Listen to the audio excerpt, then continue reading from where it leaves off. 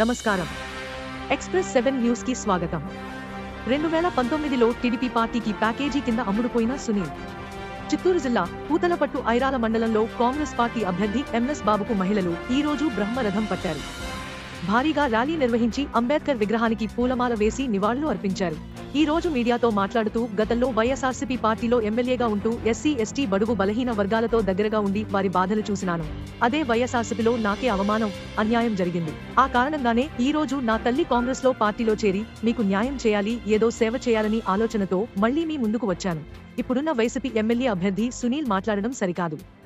అతనికి బుద్ధిలేక మాట్లాడుతున్నాడు. గతంలో 5 ఏళ్లలో ఎక్కడున్నావు? కనీసం కరోనా టైంలో అయినా ఒక డాక్టర్గా ఏ రోజైనా వచ్చి ప్రజలకు వైద్యం చేశావా? గతంలో ప్యాకేజ్ 10 కోట్లు అమ్ముడుపోయిన రోజులు గుర్తు లేవా? ఈ రోజు నన్ను మాట్లాడడం నీకు ఏమీ అర్హత ఉంది? నువ్వు దళితుడే, నేను దళితుడిననే ఒకరి గురించి ఒకరికి ఒకరు మాట్లాడుకోవడం సరికాదు. రానున్న ఎన్నికల్లో కాంగ్రెస్ పార్టీ అభ్యర్థి అయిన నాకు ఓటు వేసి నన్ను గెలిపించాలని కోరుతున్నాను.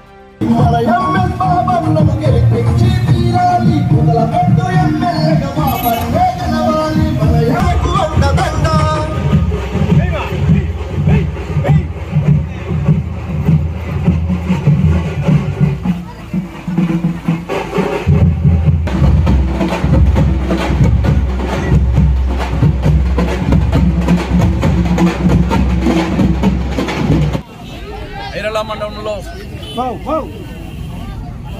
కొనసాగుతున్న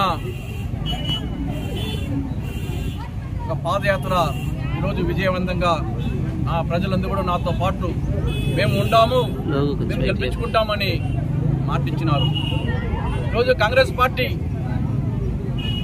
ఈరోజు చేరిన వెంటనే ఆ ప్రజలు నేను ఆశీర్వాదం చేస్తున్నారు. నేను ఇంతవరకు అనుకోవాలా, ఆ రోజు నేను ఒకటే చేరినా, ఈరోజు లక్షల మంది నాతో కదిలి వస్తున్నారు.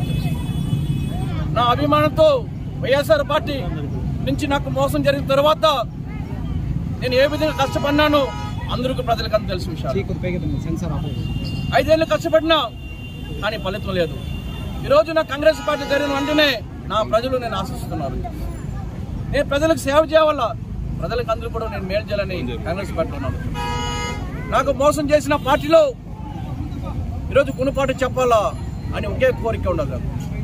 ఎందుకంటే నేను 5 ఏళ్ళు కష్టపడి దళితులో ఉంటే నాకు ఏ విధంగా కూడా న్యాయం చేయకుండా నన్ను పంపించేస్తున్నారు.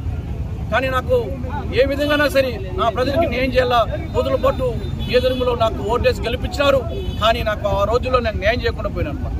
ఈరోజు నాకు ప్రత్యేకంగా కాంగ్రెస్ పార్టీలో నాకు గుర్తించి నాకు సీట్ ఇచ్చినారు. అదేవిధంగా నాకు మంచి ఒక తోడుగా ఉండి నా సోదరులు కూడా మా అక్కజల్లో కూడా ప్రతి ఒక్కరు నా తోడు ఉన్నారు. ఎందుకంటే నా లక్ష్యమే నా పేద ప్రజలకి మేలు చేయాలా, నా లక్ష్యమే నా ప్రజలకి నేను సేవ చేయాలా. నేను ఇంకొకరి మారిగా నేను చెప్పాలంటే సిటీ లేదంటే నేను ఒంటిగా ఇంటికి ఎక్కడ వెళ్ళిపోయి ఉండొచ్చు, బెంగళూరు బిజినెస్ చేసి ఉండొచ్చు.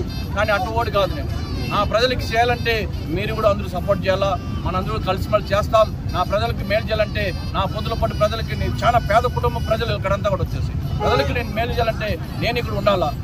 నా మీద లేని పది అంతా కూడా ఈ సునీల్ కుమార్ ఏదోదో మాట్లాడుతున్నాడు. నీకు ఒక ఏదైనా కొంచెం బుద్ధి ఉండదా నీకేమన్నా? నేను దళితుడు అని చెప్పి ఏమి మాట్లాడదు. నాతోడు దళితుడు నేను మాట్లాడకూడదంటే నా గురించి ప్రెస్ మీటింగ్ పెట్టి మాట్లాడుతున్నావు. నేను నీ గురించి అయినా మాట్లాడుతున్నానంటే ఎందుకు మాట్లాడలేదంటే నువ్వు దళితుడు నేను దళితుడు మాట్లాడకూడదంటే నువ్వు మాట్లాడుతున్నావు. నీకు భయం వచ్చేసింది, నా మీద నువ్వు ప్రచారం చేస్తున్నావు. నీకు భయం వచ్చిన వల్లనే నాకు మీద నువ్వు అన్ని బదులు చేస్తున్నావు. నీకు దమ్ము ధైర్యం ఉంటే ప్రజలతో మంచి మార్పు తీసుకోవచ్చు.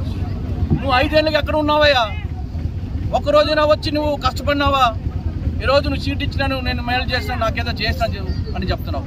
ఏం చేసావు 5 ఏళ్ళుగా? ఎక్కడో నువ్వు డాక్టర్గా ఉండి నీ సూదులు వేసుకుని ఇంజక్షన్ చేసుకున్నావు. కానీ ప్రజలకు ఎప్పుడైనా పొద్దుల పని క్యాంపింగ్ పెట్టి ఒక సూది వేసినావా?